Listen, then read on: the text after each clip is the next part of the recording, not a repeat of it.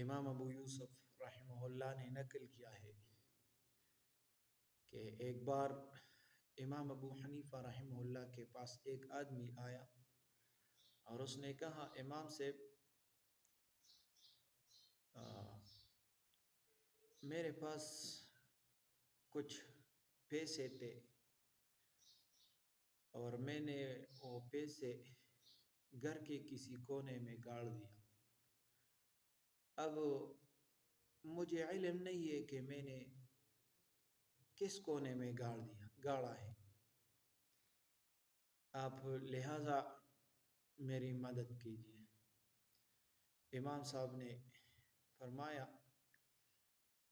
کہ جو پیسے آپ نے گاڑ دیے اور آپ کو پتہ نہیں ہے تو مجھے کیسا پتہ ہوگا.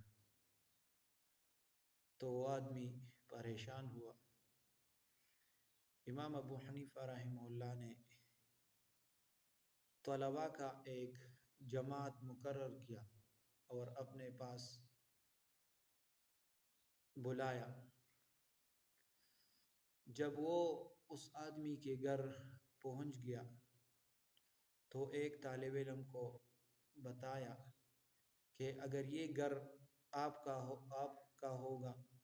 ہو اور آپ کے ساتھ کچھ مال ہو تو آپ اس گھر کے کس کونے میں آپ گاڑ دے گی. تو اس طالب علم نے ایک جگہ بتائی. اسی طرح دوسرے سے سوال کیا، تیسرے سے، چوتھے سے، پانچویں سے. تو اس نے ہر ایک طالب علم نے اپنی اپنی جگہ بتائی. اس کے بعد امام صاحب نے کہا کہ یہ جگہ کھود دے.